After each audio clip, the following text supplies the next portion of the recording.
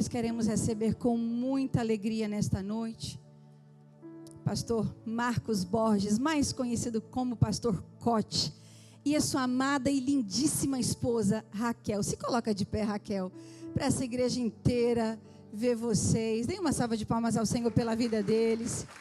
É uma alegria, um privilégio, uma honra tê-los aqui conosco hoje.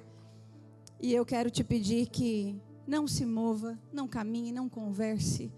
O céu tem uma palavra para nós. Pastor, está em casa, a casa é sua e esse povo lhe ama, lhes ama.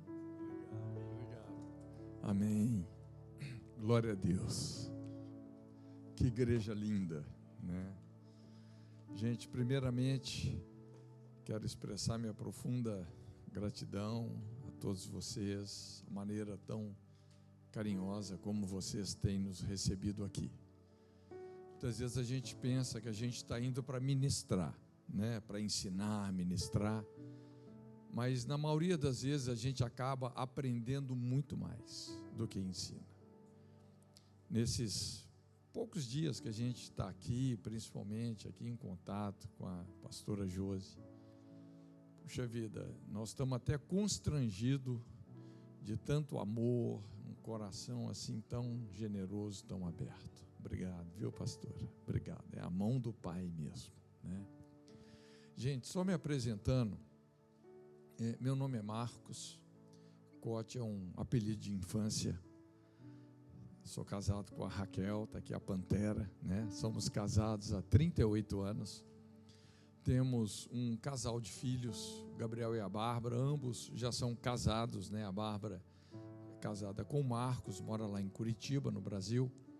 O Gabriel é casado com a Tissan, uma sul-coreana, eles moram lá na Coreia. Tem um filhinho, Daniel, quer dizer, já somos vovós, né? E trabalhamos com uma organização missionária chamada Jocum, Jovens com a Missão. Talvez você já tenha ouvido falar. Jocum é um ministério, um movimento de missões global, né? Está em mais de 170 nações, alcançando praticamente todas as nações da terra, sem exceção. E para mim, então, é um prazer muito grande, né? Poder ter essa oportunidade de dividir algo da palavra de Deus com você. Nós sabemos que nós somos transformados pela renovação da nossa mente, né? Como Jesus disse, as minhas palavras, elas são espírito e vida, e que o Senhor mais uma vez tenha misericórdia de nós e nos abençoe nessa noite, amém? Curva a sua cabeça mais uma vez, vamos colocar esse tempo diante de Deus.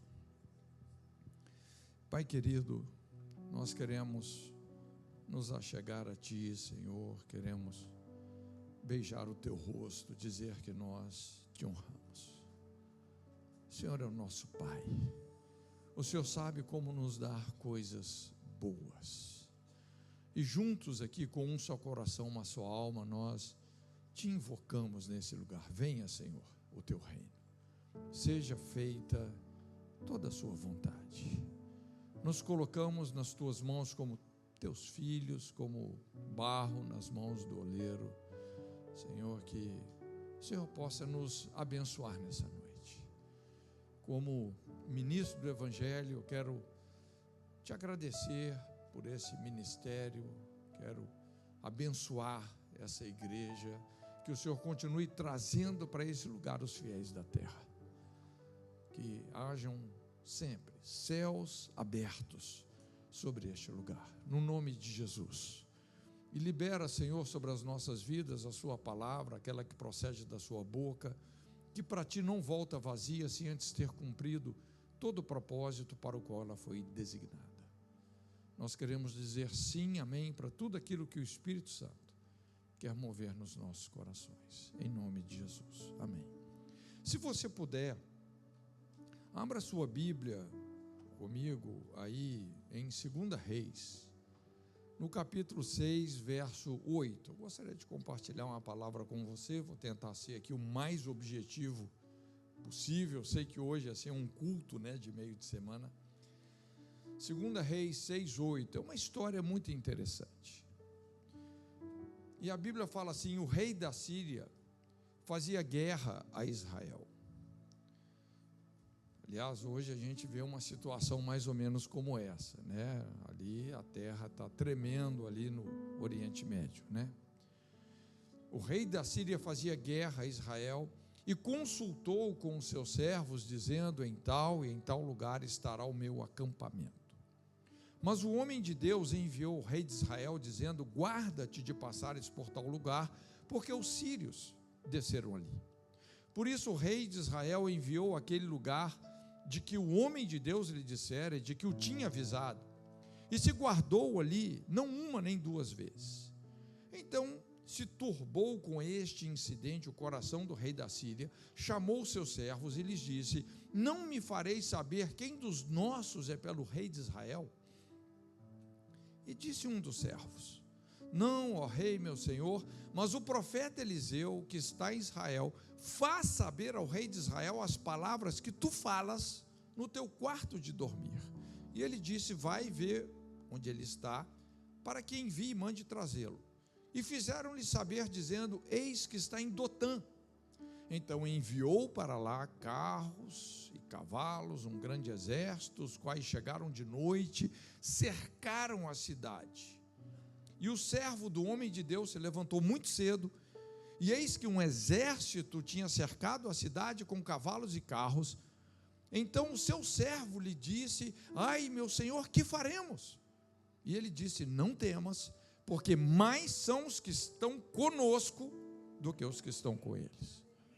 E orou Eliseu e disse: Senhor, peço-te que lhe abra os olhos para que veja.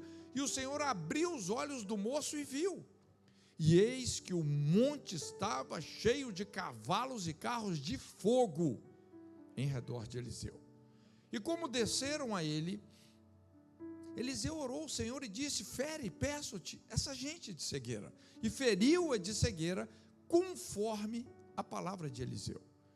Então Eliseu lhes disse: não é este o caminho, nem essa cidade, segui-me, e guiar-vos-ei ao homem que buscais. E os guiou a Samaria. E sucedeu que, chegando eles a Samaria, disse Eliseu: ó Senhor, abra estes os olhos para que vejam. E o Senhor lhes abriu os olhos para que vissem, e eis que estavam no meio de Samaria. E quando o rei de Israel os viu, disse a Eliseu: ferir-los-ei, meu pai. Mas ele disse: não os ferirás. Feririas tu os que tomasses prisioneiros com a tua espada e com o teu arco?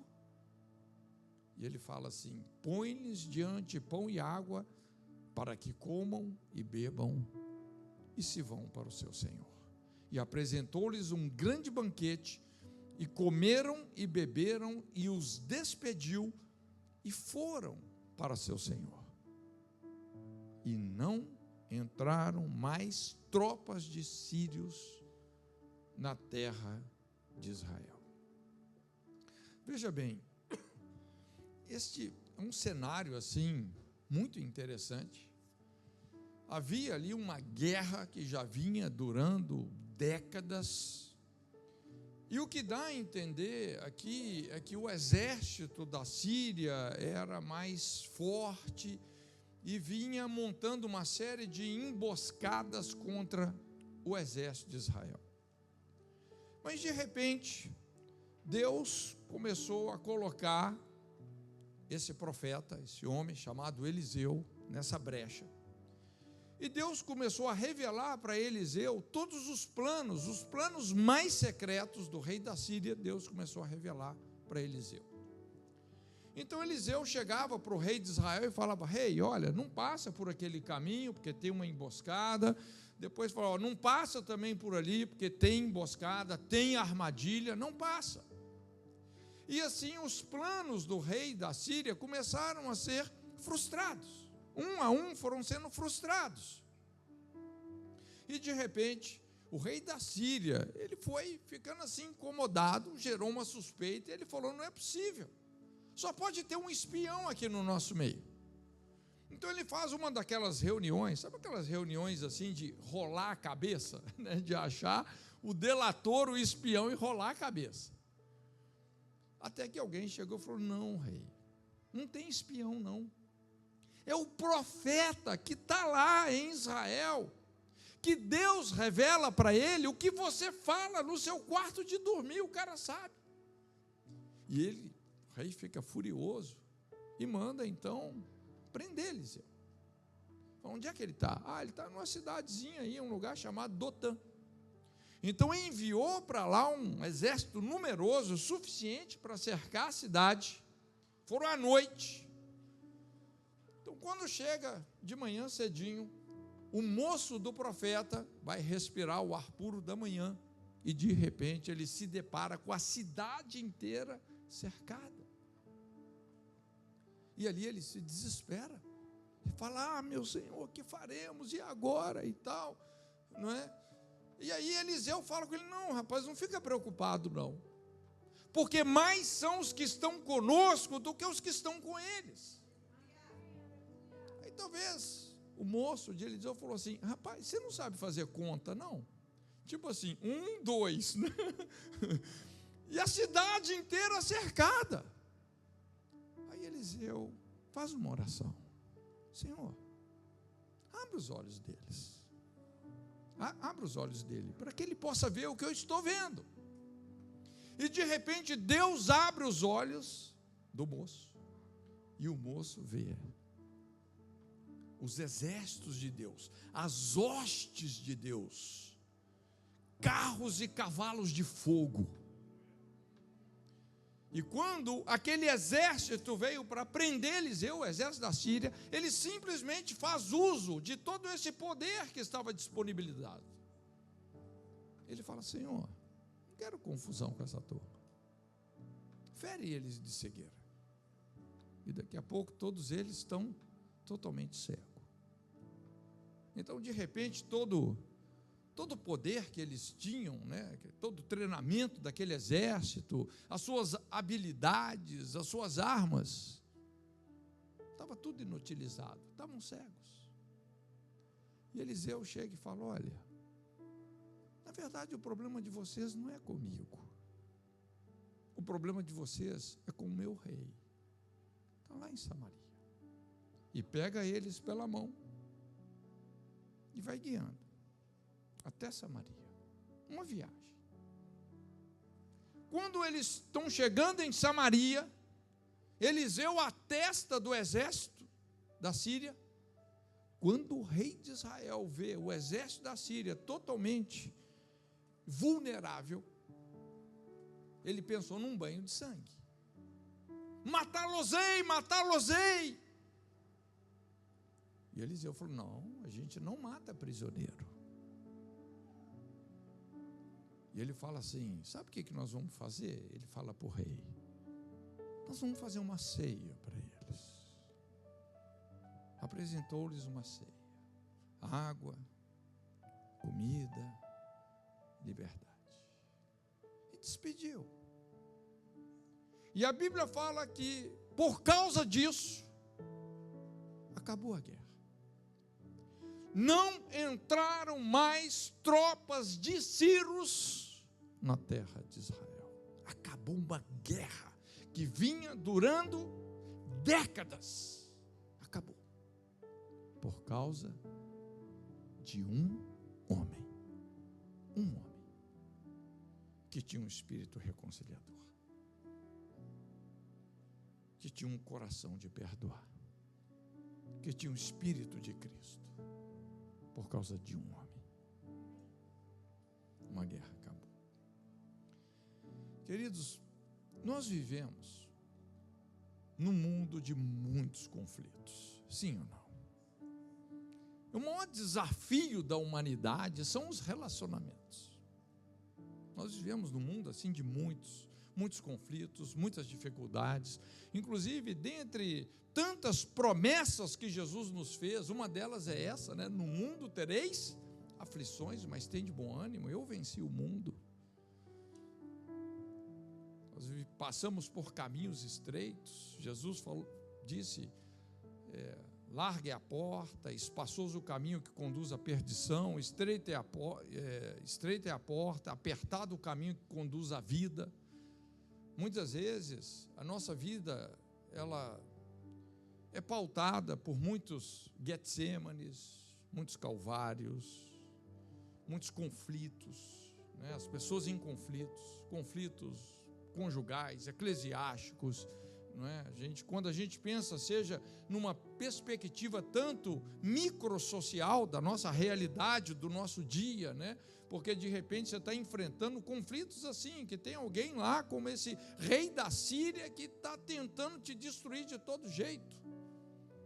Como também numa questão macrosocial, né? Hoje que a gente olha essas pautas progressistas que estão aí, não é? Luta de classe, né? Luta de classe parece que se tornou o motor do mundo.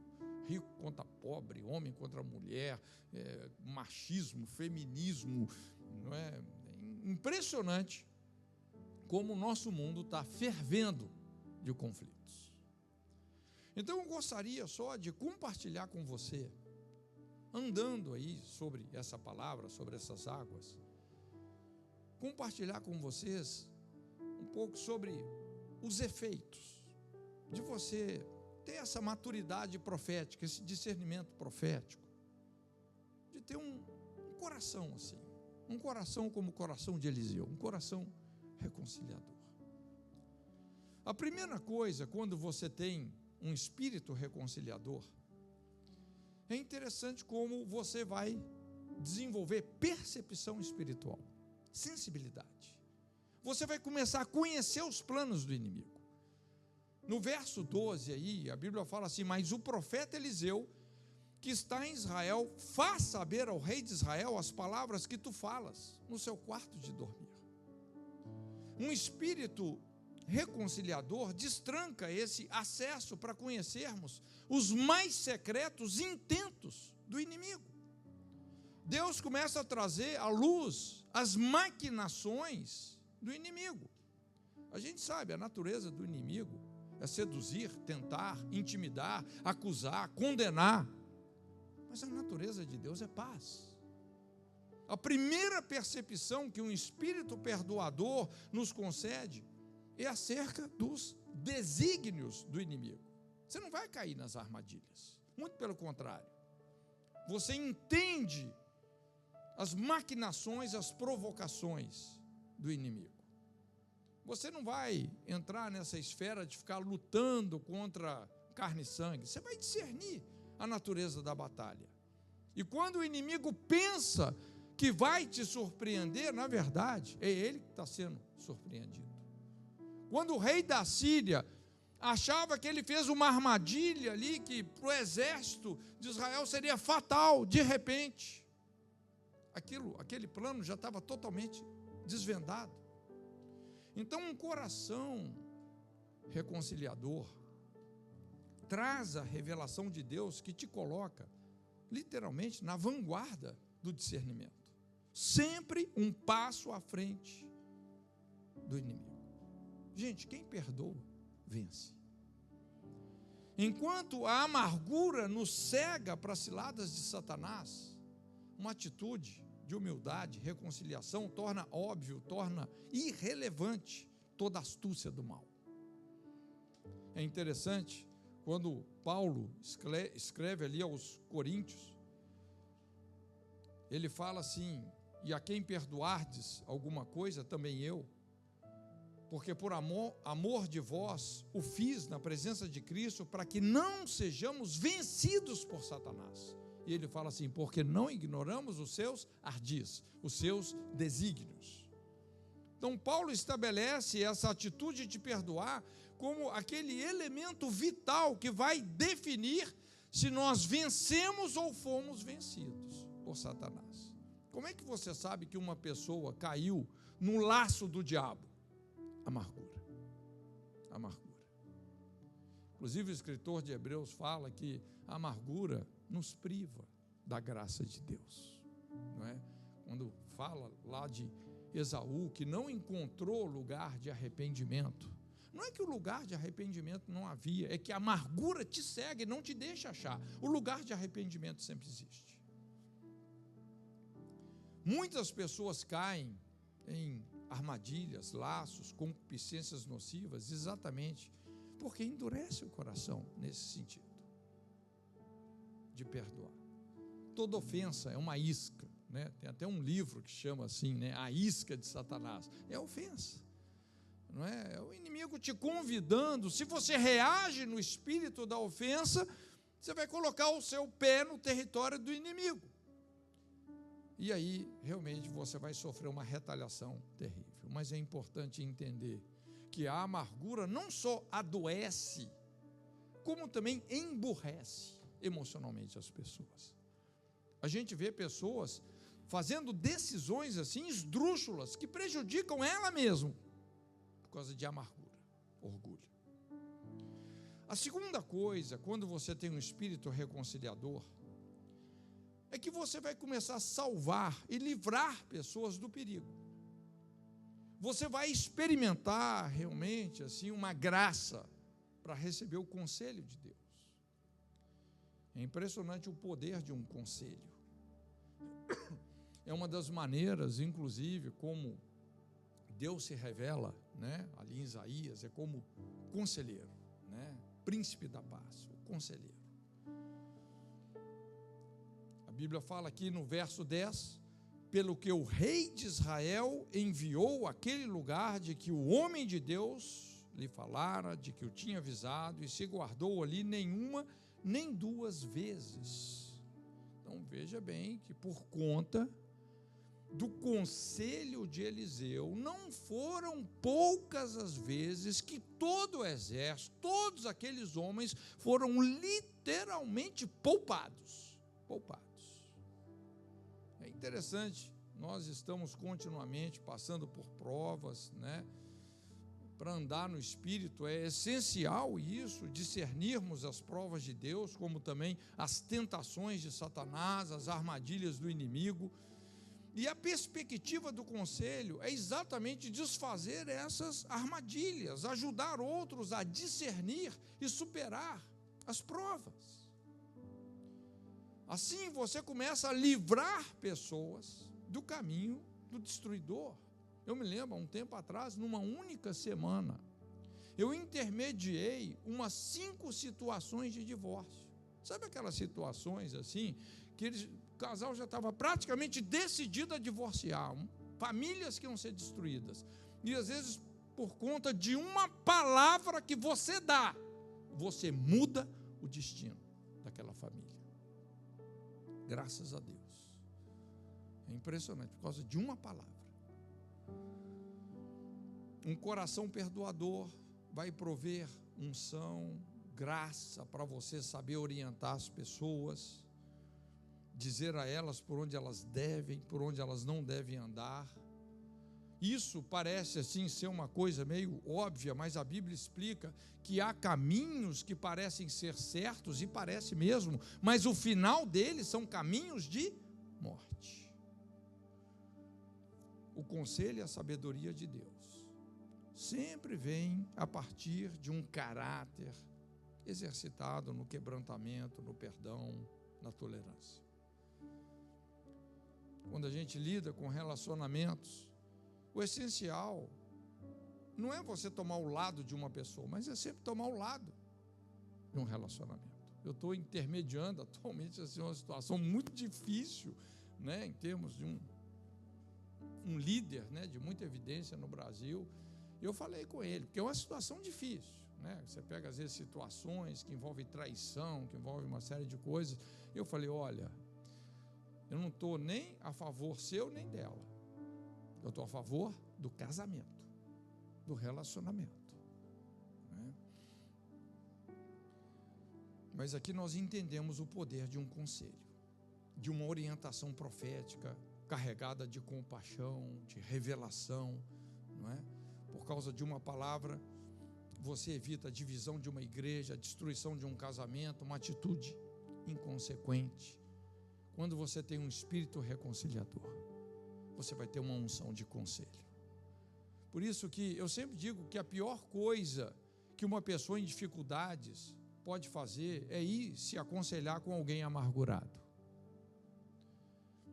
Olha, se você está num conflito, não procura gente amargurada, não. Procura gente que perdoa, gente pacificadora. Tem uma lei espiritual, né, de certa forma, essa é a tendência. Às vezes, os amargurados se unem. Às vezes a pessoa está amargurada, ela vai procurar alguém que também está amargurado para se sentir apoiado na sua rebelião. Né?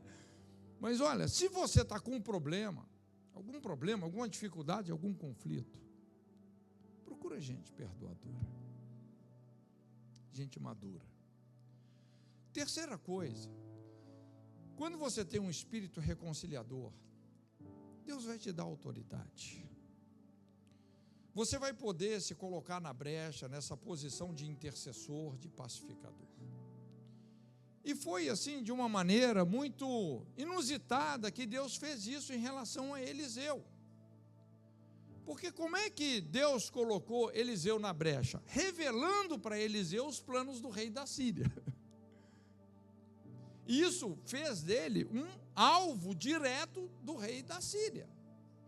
Aí no verso 13, quando a Bíblia fala, isso o rei da Síria dizendo, né, vai ver onde ele está, para que envie, mande trazê-lo. Fizeram-lhe saber, dizendo, eis que está em Dotã. Então está na brecha. É você sustentar as pessoas em oração, perdão, naquilo que elas têm falhado. Às vezes a brecha é esse lugar da amargura, da iniquidade, do fogo cruzado que está prejudicando, destruindo gente de todos os lados.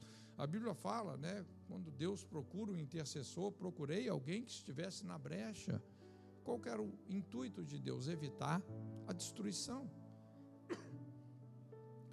Então veja bem que Eliseu não apenas foi colocado nessa brecha entre os reis da Síria e de Israel, mas ele recebeu uma autoridade sobrenatural.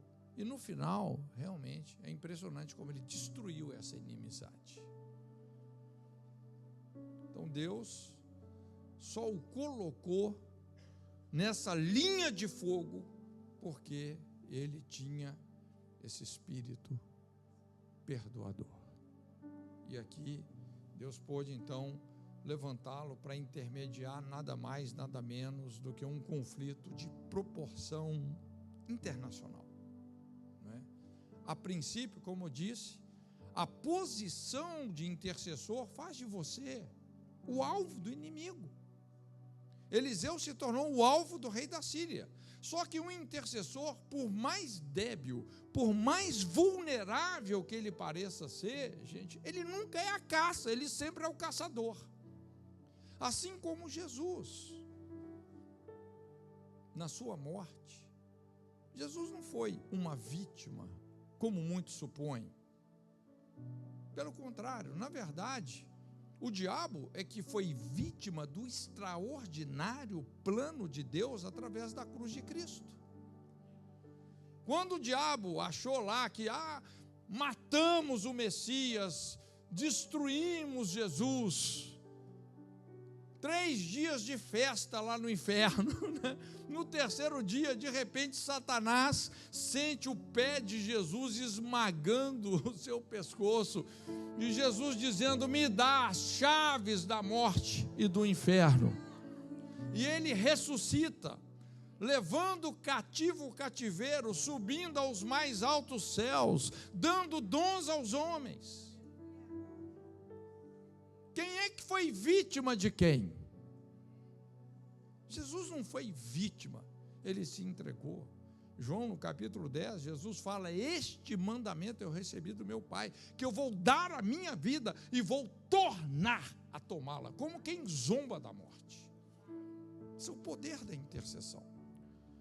O rei da Síria achou que ele poderia prender Eliseu, mandou caçá-lo, trazê-lo cativo, mas você nunca pode prender uma pessoa que perdoa.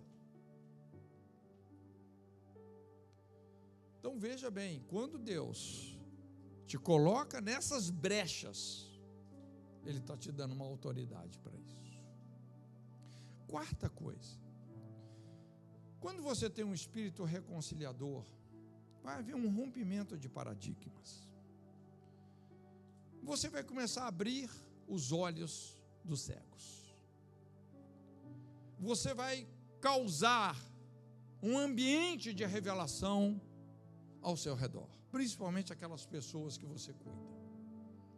A Bíblia fala assim, e ele disse: não temas, porque mais são os que estão conosco do que os que estão com eles. E orou Eliseu e disse: Senhor, peço-te que lhe abra os olhos para que veja. E o Senhor abriu os olhos do moço e viu, e eis que o monte estava cheio de cavalos e carros de fogo em redor de Eliseu. Então nós temos aqui um discernimento da realidade espiritual, uma visão espiritual correta que rompe todo tipo de sofisma, toda intimidação maligna, uma profunda mudança de paradigma. É interessante quando você tem esse espírito reconciliador. Você começa a desfazer os argumentos malignos. Você começa a abrir os olhos. O medo, a intimidação que paralisa a fé, que leva ao desespero, são superados. O moço de Eliseu, perplexo, sem saída, cercado, mas de repente vem a oração: Senhor, abre os olhos dele, não é? Então o espírito de perdão quebra o medo, a mentira no inimigo, enxerta a fé no poder de Deus, cria esse ambiente de revelação espiritual. As pessoas vão deixar de enxergar o mundo espiritual parcialmente, da maneira como muitas vezes o inimigo quer que a gente veja, porque tem algumas situações que a realidade física te leva ao desespero. Você fala assim: não tem mais chance, não tem mais chance, não tem de onde vir socorro, até que vem uma revelação de Deus, os olhos são abertos. Então o perdão transporta os servos para um plano espiritual de revelação e discernimento. Quando Deus abre os olhos do moço, na verdade, não era Eliseu e Geazi que estavam cercados pelo exército da Síria. Era o exército da Síria que estava cercado pelos exércitos de Deus. A situação era o oposto, era o contrário.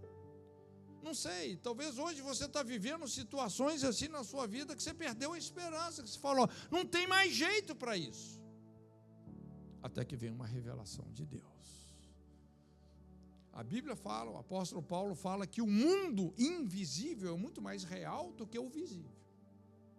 A realidade definitiva não é o que a gente está vendo com esses olhos físicos, mas parte exatamente de uma revelação de Deus. Revelação é muito mais do que informação. Não confunda revelação com informação. Revelação é o conhecimento espiritual da verdade que tem o poder de reverter situações aparentemente perdidas. Você fala: não tinha mais jeito. Mas quando vem a revelação de Deus, aquilo se estabelece. A quinta coisa, quando você tem um espírito reconciliador, você vai cegar os ofensores. Olha só, no verso 18: e como desceram a ele, Eliseu orou ao Senhor e disse: fere, peço-te essa gente de cegueira, e feriu-a de cegueira conforme a palavra de Eliseu. É impressionante, gente, como isso parece ser contraditório, né? Um paradoxo. Paradoxo é uma verdade escondida numa contradição aparente, mas a paz é uma poderosa arma espiritual. É interessante, inclusive, né, Paulo fala: o Deus de paz em breve esmagará a cabeça de Satanás debaixo dos vossos pés. O Deus de paz, não é o Deus da guerra, o Deus de paz. Então a paz é uma arma espiritual que não apenas abre os olhos dos servos, como conscientiza os ofensores da cegueira imposta pela amargura. Faz a visão dos ofensores voltarem para dentro de si mesmos. Proporciona um batismo de consciência. E isso te dá uma verdadeira vantagem sobre o verdadeiro inimigo. Imagina quando Eliseu ora: Senhor, fere eles de cegueira. Fere eles de cegueira. Eu tenho feito muita essa oração lá pelo Brasil, né? uns inimigos lá querendo tomar a nação. Falou, Senhor, fere eles de cegueira, tem misericórdia. A gente não quer confusão com esse povo, né? Tem misericórdia deles, mas fere de cegueira. Então todo aquele exército agora ficou cego, e quando você está cego, você começa a olhar para dentro de você mesmo. Isso é uma maneira poderosa de você vencer o mal com o bem. Então essa cegueira cumpre uma missão salvadora.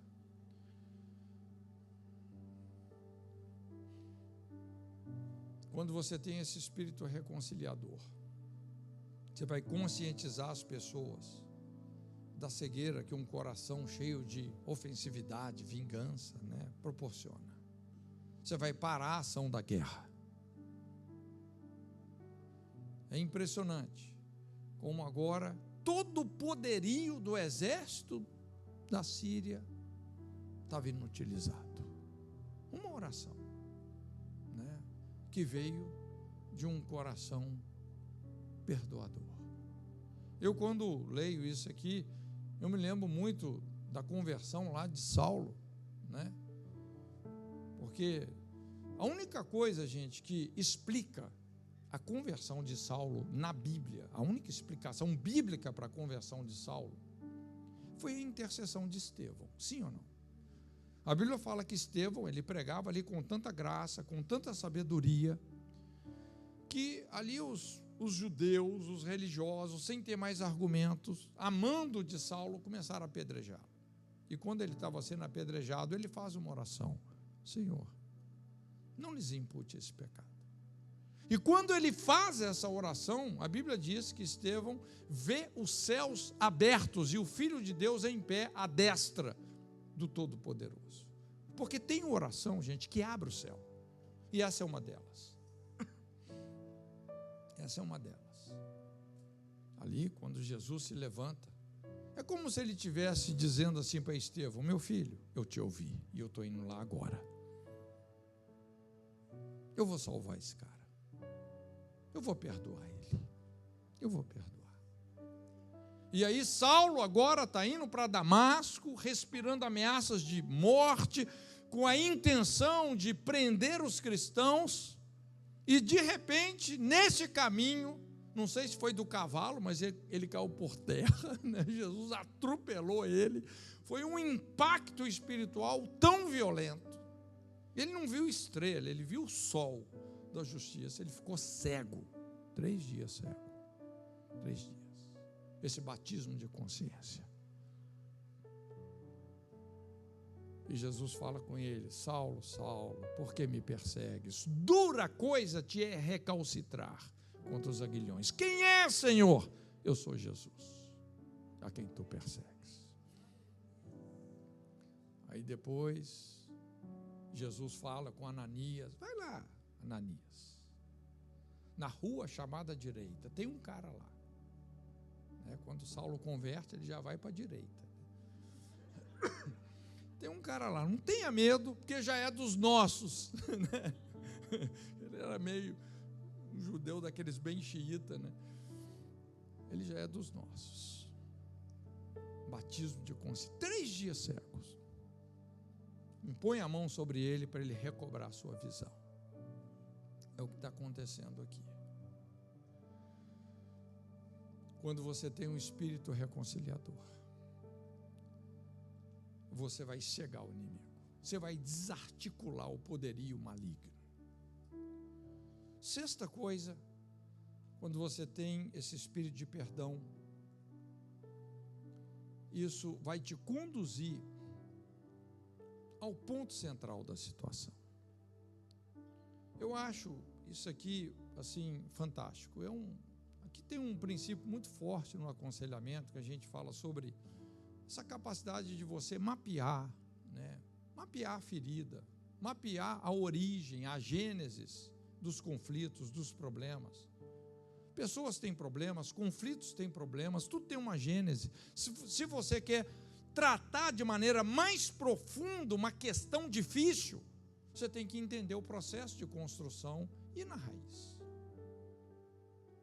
Jesus fala lá para a igreja de Éfeso: lembra-te de onde caíste. Soltar essas âncoras. Gente, lidar com o passado é uma coisa importante nas Escrituras. Jamais cometa o erro de ignorar o seu passado. Porque tem coisas que a gente, tem âncoras que a gente tem que soltar. A Bíblia fala sobre restaurar lugares antigamente assolados de geração em geração. Então aqui, você vê no verso 19, 20, né? Então Eliseu disse: não é este o caminho, nem é essa cidade, segui-me, guiar-vos-ei ao homem que buscais. E os guiou a Samaria. E sucedeu que, chegando eles a Samaria, disse Eliseu: ó Senhor, abre a estes os olhos para que vejam. E o Senhor abriu os olhos para que vissem, e estavam no meio de Samaria. Gente, aqui é um negócio de abre olho, fecha olho, abre olho, né? É impressionante. Como a coisa aqui é, assim, o mundo espiritual se torna, assim, evidente aqui. Mas é muito interessante, porque, sem fazer rodeios, Eliseu toma todo aquele exército e fala: o problema de vocês não é aqui, essa não é a raiz. A raiz do problema está lá, Samaria. A demanda de vocês é com o rei de Israel. Você já viu, às vezes, como a gente tem a tendência, quando você tem que resolver uma coisa séria, um conflito? Às vezes você vai em todo mundo, menos na pessoa que você tem que ir. A gente nunca faz o Mateus 18. Se alguém tem alguma coisa contra você, vai nela, resolve com ela. Não vai no outro, no outro, no outro e no outro, não. Não é? Resolve direto. Se a gente fosse assim, não é? Se a gente obedecesse alguns princípios, é impressionante como a gente poderia resolver muito mais fácil algumas demandas. Então agora ele toma todo esse exército. Eu não sei se você consegue imaginar isso, porque de Dotã até Samaria é uma caminhada, uma boa caminhada. Provavelmente eles tiveram que fazer uma fila indiana, né? Um colocando assim a mão no ombro do outro, porque todo mundo cego. Lá na frente de todos estava Eliseu e Geazi, e o exército da Síria seguindo eles.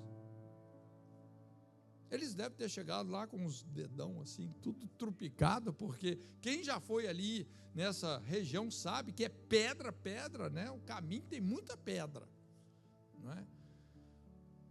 Mas eles foram até lá, até Samaria. Samaria é o lugar do trauma, é o lugar da dor. É aquele ponto que você não quer ir, mas é onde Deus quer te levar. Às vezes é aquele lugar que você precisa de voltar para consertar alguma coisa. Talvez seja até aquela igreja que você falou assim: nunca mais volto nessa igreja. Às vezes é lá que você tem que voltar e resolver. É aquela pessoa que você riscou da população mundial. Essa pessoa não existe mais para mim. Às vezes é lá que você tem que voltar. Sua Samaria, o lugar da dor, do trauma, do conflito. E você precisa, às vezes, de uma palavra assim, de uma orientação profética. Eliseu é a personificação da palavra profética. Sabe aquela direção rema de Deus, que envolve, às vezes, um caminho de cruz, um caminho estreito. E quando você obedece a direção profética e vai até Samaria, é interessante que quando eles chegam em Samaria, Eliseu ora: Senhor, abre os olhos deles, para que eles por si mesmos enxerguem a raiz do problema. E eles estavam ali diante daquele homem, daquele rei de Israel, que eles odiavam de morte, para resolver a diferença. Perdão abre os olhos das pessoas para a verdadeira raiz, as verdadeiras causas dos problemas. Aí vem aqui o 7º ponto, onde você tem esse espírito reconciliador. Você liberta, você solta.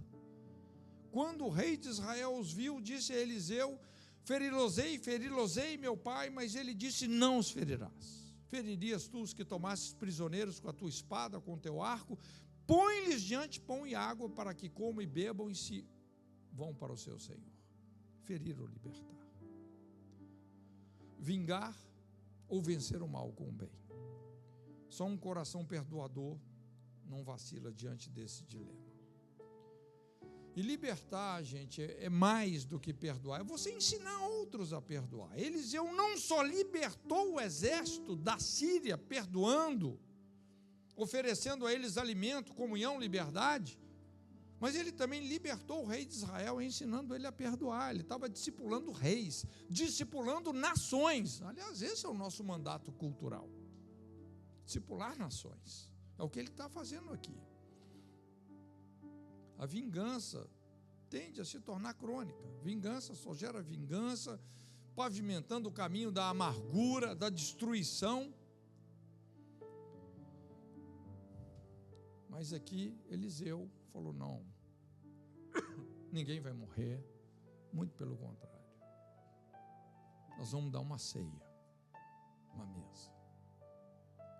Talvez se lembrando ali do que Davi ensinou, preparas uma mesa perante mim na presença dos meus amigos ou inimigos? Inimigos. Unges a minha cabeça com óleo, o meu cálice transborda. Certamente que a bondade e a misericórdia me seguirão todos os dias da minha vida e habitarei. Não é visitarei, é habitarei. É um lugar de permanência na presença de Deus. Perdão solta as pessoas, liberta, remove o poder e a sentença da condenação, exalta o valor da liberdade. E por fim, para a gente terminar, quando você tem um espírito quebrantado de reconciliação, você vai resolver permanentemente. Você vai poder seguir a paz, não é com alguns, mas com todos. E a santificação sem a qual ninguém verá o Senhor. Você vai resolver permanentemente. No versículo 23, a Bíblia fala, e não entraram mais tropas de Círios na terra de Israel. Acabou a guerra, gente. Acabou a guerra. Todos aqueles agentes que motivavam, incendiavam aquela inimizade, aquela guerra, aquela contenda, acabou. Porque um espírito perdoador, gracioso, muda a motivação das pessoas, transforma o coração delas.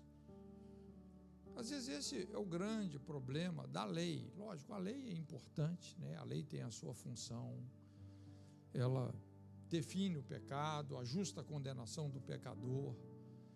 A lei é santa, é justa, não é? Quando você se norteia por ela, ela vai te restaurar.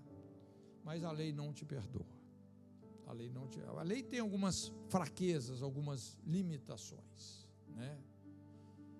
A lei, como eu disse, define o pecado e a punição quando violada. Por isso que a Bíblia fala que a lei foi dada por Moisés, mas graça e verdade vieram por Jesus Cristo, nosso Senhor. Desde quando Jesus bradou do alto da cruz, Pai, perdoa-os porque não sabem o que fazem, corações têm sido poderosamente transformados. Tem algumas declarações que a gente só faz da cruz, ou seja, de uma vida crucificada. Eu sei que a cruz hoje está um pouco fora de moda, não é? Mas o Espírito Santo só penetra na profundidade que a cruz penetrou.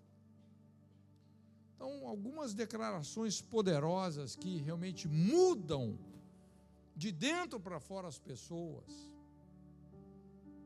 só podem ser ditas da cruz. Eu não sei se você se lembra quando aqueles soldados romanos, inclusive foram os algozes de Jesus, colocaram Jesus na cruz. Quando Jesus disse isso, Pai, perdoa-os porque não sabem o que fazem, aqueles soldados disseram, verdadeiramente, esse é o Filho de Deus. Como Jesus havia dito, bem-aventurados os pacificadores, porque eles serão chamados filhos de Deus, você começa a resolver as coisas. Quando Estevão, ao morrer, fez ecoar esse mesmo espírito de quebrantamento, perdão, diante dos seus apedrejadores. Como eu disse, nós temos a mais forte, essa mais forte explicação da transformação que veio sobre a vida de Saulo.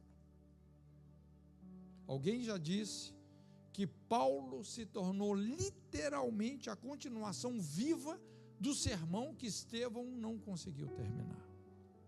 Estevão não conseguiu terminar o sermão, mas Paulo se tornou a continuação viva daquele sermão que ele não terminou. Quando você tem um espírito quebrantado, perdoador,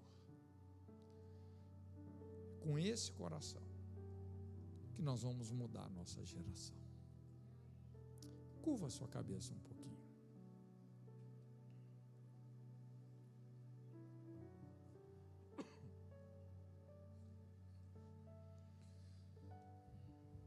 Deixa o Espírito Santo falar com você.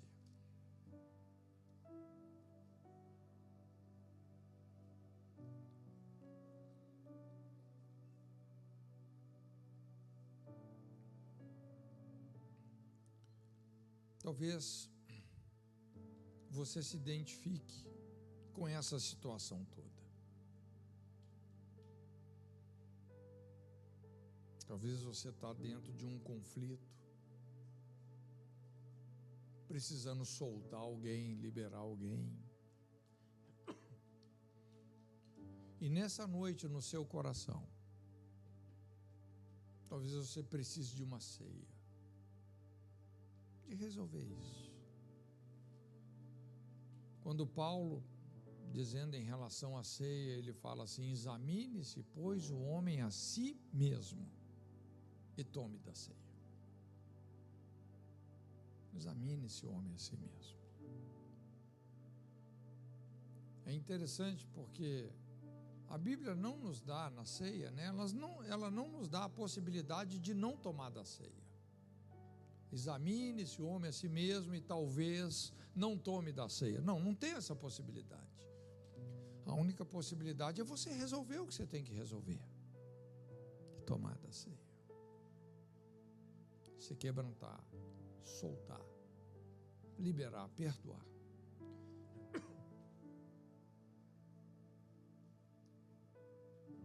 Se você precisa de fazer isso nessa noite, faça. Quem tem ouvidos para ouvir, ouça o que o Espírito Santo está falando com você. Amém? Deus te abençoe.